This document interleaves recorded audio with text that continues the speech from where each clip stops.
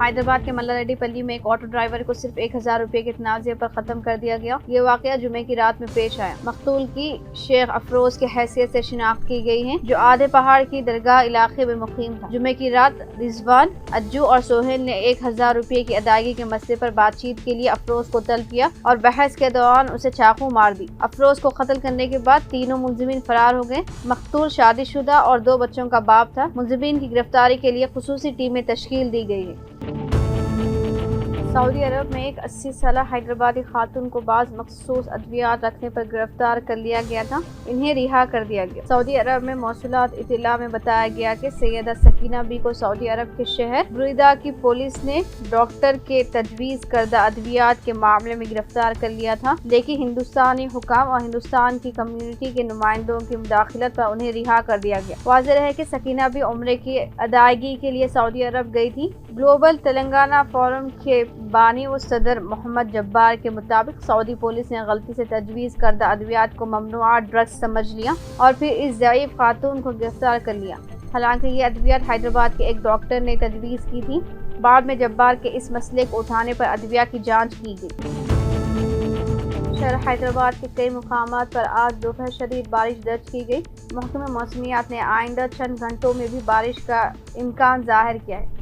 خاص طور پر راجندر نگر، نارسنگی، ٹولی چوکی، چندرائن گٹا اور چارمینار میں شدید بارش کی پیش خیاسی کی۔ واضح رہے کہ موسمی پیش خیاسی کے لیے مشہور نوجوان انجینئر ٹی بالاجی جب بھی پیش خیاسی کرتے ہیں درست ثابت ہوتی۔ اسی دوران ملی اطلاع کے مطابق نظام آباد، کاماریڈی، میدک، سنگاریڈی، رنگاریڈی، وقار آباد، محبوب نگر میں بھی بارش کی پیش خیاسی کی ہے، جبکہ جگتیال، یدادری، سوریا پیٹ میں بھی کہیں کہیں بارش ہو سکتی ہے۔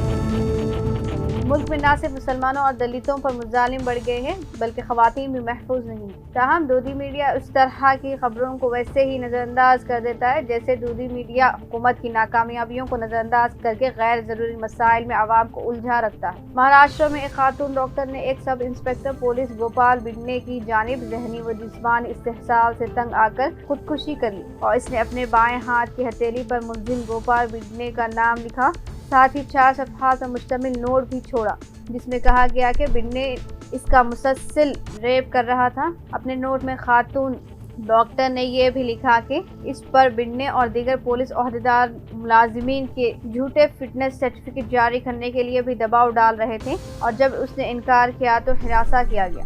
گوپال بڈنے کو معطل کر دیا گیا ہے اور فی الوقت وہ فرار ہے۔ دوسری طرف ڈاکٹر کے خلاف بھی پولیس نے 22 اکتوبر کو ایک شکایت درج کروائی اور کہا کہ وہ ملزم کے میڈیکل چیک اپ میں رکاوٹ پیدا کر رہی ہے، جس سے سنگین جرائم کی تحقیقات پر اثر پڑا ہے۔ حیدرآباد سے بنگلور جانے والی خانگی ٹریولز بس حادثے کی مزید تفصیلات منظر عام پر آئی ہیں۔ ان تفصیلات کے مطابق بس میں 234 اسمارٹ فونز بھی رکھے ہوئے تھے۔ بتایا جاتا ہے کہ 86 لاکھ روپے مانتی یہ phones e commerce company Flipkart کے لیے بنگلورو بھیجے جا رہے تھے، جہاں سے یہ فون صارفین کو سپلائی کیے جانے والے تھے۔ جیسے ہی بس میں آگ بھڑک اٹھی، ان اسمارٹ فونز کا کنسائنمنٹ میں دھماکے کے ساتھ پھٹ پڑا۔ فورینسکس ماہرین کے مطابق ان فونوں کے بیٹریز کے پھٹ پڑنے کے نتیجے میں پہلے سے ہی آگ میں لپیٹی بس کو پوری طرح جلا کر رکھ دیا۔ نتیجے میں 19 مسافرین ہلاک ہو گئے۔ یہ بھی بتایا جاتا ہے کہ حیدرآباد کے ایک تاجر نے ان اسمارٹ فون کا پارسل بس کے ذریعے روانہ کیا تھا۔ یہ بھی بتایا جا رہا ہے کہ بس نے جس موٹر سائیکل سوار نوجوان کو ٹکر دی تھی وہ بھی حالت نشے میں تھا اور بہت ہی خطرناک انداز میں موٹر سائیکل چلا رہا تھا۔ اس کا ایک CCTV فوٹیج منظر عام پر آیا ہے۔ جوبلی ہلز اسمبلی حلقے کے ضمنی چناؤ میں جملہ 58 امیدوار میدان میں ہیں۔ پرچہ نامزدگی سے دستبرداری کی آج آخری تاریخ تھی اور ریٹرننگ آفیسر سائی رام کے مطابق 11 نومبر کی رائے دہی میں جملہ 58 امیدوار میدان میں ہیں۔ جوبلی ہلز کے ضمنی چناؤ کے لیے جملہ 211 امیدواروں نے پرچہ نامزدگی داخل کیا تھا۔ 81 امیدوار مقابلے کے اہل قرار دیے گئے۔ ان میں سے آج مختلف پارٹیوں اور آزاد امیدواروں میں جملہ 23 پرچہ جات نامزدگی سے دستبرداری اختیار کی گئی اور انتخابی میدان میں 58 امیدوار ہیں۔ جوبلی ہلز اسمبلی کے حلقے کی تاریخ میں پہلی مرتبہ اس قدر بڑی تعداد میں امیدوار مقابلہ کر رہے ہیں۔ 2009 इंतखाबात में 13, 2014 में 21, 2018 में 18 और 2023 में 19 उम्मीदवारों ने मुकाबला किया था। PRS रुकन असेंबली M गोपीनाथ के इंतकाल के सबब हल्के में ज़मीनी चुनाव मुकर्रर है। बड़ी तादाद में आज़ाद उम्मीदवारों के अलावा तालीमी इदारों के जिम्मेदारों और किसानों ने बड़ी तादाद में पर्चेजात नामजदगी दाखिल की, जिसके नतीजे में उम्मीदवारों की फहरिस्त 58 तक पहुँच गई है। बाद उम्मीदवारों ने अपने मसाइल को पेश करने के लिए जुबली हिल्स के ज़मीनी चुनाव को प्लेटफॉर्म के तौर पर इस्तेमाल करने का फैसला किया है। SC ST तबका से ताल्लुक़ रखने वाले उम्मीदवारों के लिए डिपॉजिट्स की रकम 5,000 रुपये है, जबकि आम उम्मीदवारों के लिए 10,000 रुपये मुकर्रर किए गए। ड्रग कंट्रोल एडमिनिस्ट्रेशन तेलंगाना हुकाम ने दोनों शहरों के मुख्तलिफ जिम में बैक वक्त धावे करते हुए वहां की तलाशी ली।